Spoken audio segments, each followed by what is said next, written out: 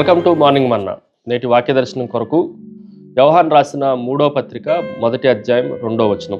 ప్రియుడా, నీ ఆత్మ వర్ధిల్లుచున్న ప్రకారం నీవు అన్ని విషయములలో వర్ధిల్లుచు సౌఖ్యముగా ఉండవలనని ప్రార్థించుచున్నాను.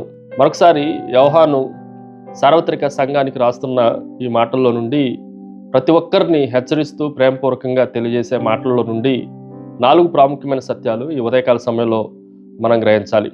Number 1, it is a beloved.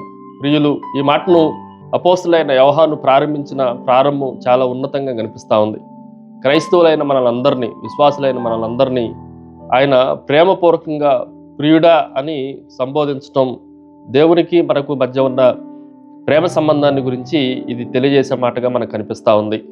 ఈ లోకంలో ఉన్న తల్లిదండ్రులు తమ బిడ్డలు క్షేమంగా ఉండాలి అని కోరుకుంటూ వారిని ఎంత ప్రేమతో వారిని పిలుస్తూ ఉంటారో, వారి క్షేమాన్ని ఎంత ఎక్కువగా కోరుకుంటూ ఉంటారో, మన పరలోకపు తండ్రి కూడా మనం మేలు కలిగి మనము క్షేమాన్ని కలిగి ఉండాలి అని కోరుకుంటూ మనల్ని ప్రియుడా అని పిలవటం ఈ ప్రారంభంలో మనం ఆలోచించాల్సిన మొదటి సత్యం.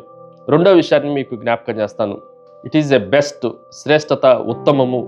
ఈ మాటను కూడా మనం జాగ్రత్తగా ఆలోచన చేస్తే అన్ని విషయముల్లో వర్ధిల్లుచు సౌఖ్యముగా ఉండవలనని అన్న మాటను మనం జాగ్రత్తగా ఆలోచన చేస్తే, మన లోకంలో ఉన్న తల్లిదండ్రులే, భూమి మీద ఉన్న తల్లిదండ్రులే వారి పిల్లలకు చాలా బెస్ట్ది ఇవ్వాలి అని చూస్తున్నప్పుడు, పరలోకంలో ఉన్న మన పరలోకపు తండ్రి ఆయన ప్రియులుగా, ఆయన కుమారులు కుమార్తెలుగా పిలువబడుతున్న మనకి కొదువుగా కాకుండా, లేమిగా కాకుండా, సమృద్ధిగా అన్ని విషయాల్లో వర్ధిల్లుచు, వర్ధిలతో పాటు మనం సుఖంగా సౌఖ్యంగా ఉండాలి అని కోరుకునే బెస్ట్ వాటిని అన్నింటినీ ఇచ్చేవాడు అన్న విషయాన్ని ఈ ఉదయకాల సమయంలో మనం గ్రహించాలి. మూడో విషయాన్ని మీకు జ్ఞాపకం చేస్తాను. దెర్ ఈజ్ ఎ బేసిస్, మూలము, దానికి ఆధారము. ఈ మాటను కూడా మనం జాగ్రత్తగా ఆలోచన చేస్తే, నీ ఆత్మ వర్ధిల్లుచున్న ప్రకారము అని రాయబడింది.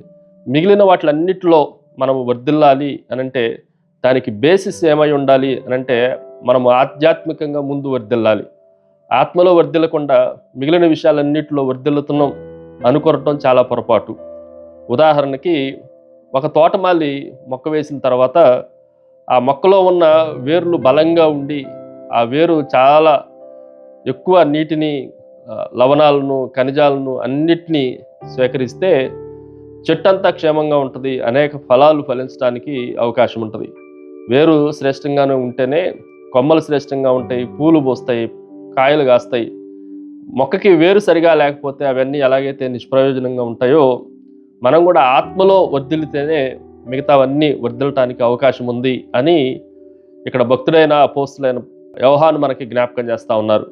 4వ విషయాన్ని మీకు జ్ఞాపకం చేస్తాను. ఇట్ ఈజ్ ఎ బాడీ, శరీరము.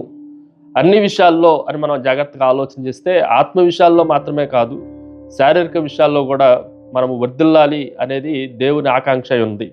అది ఆర్థికంగా కానీ, ఆరోగ్యపరంగా కానీ, పిల్లల పరంగా కానీ, భౌతిక సంబంధమైన అన్ని ఆశీర్వాదాల్లో మనము వర్ధిల్లటం, సౌఖ్యంగా ఉండటం దేవుని చిత్తమై ఉన్నది అన్న విషయాన్ని ఈ ఉదయకాల సమయంలో మనం గ్రహించాలి. ప్రార్థన. సకల ఆశీర్వాదములకు కారణభూతుడు తండ్రి, మేము ఆత్మలో వర్ధిల్లుచున్న ప్రకారం మమ్మల్ని అన్ని విషయాల్లో మమ్మల్ని వర్ధిల్లింపజేస్తూ సౌఖ్యంగా మమ్మల్ని జీవింపజేస్తున్నందుకై మిమ్మల్ని స్తుతిస్తూ ఘనపరుస్తూ యేసుక్రీస్తు శక్తి కలిగిన నామమున అడిగి వేడుకొంచున్నాం తండ్రి. ఆమెన్. God bless you.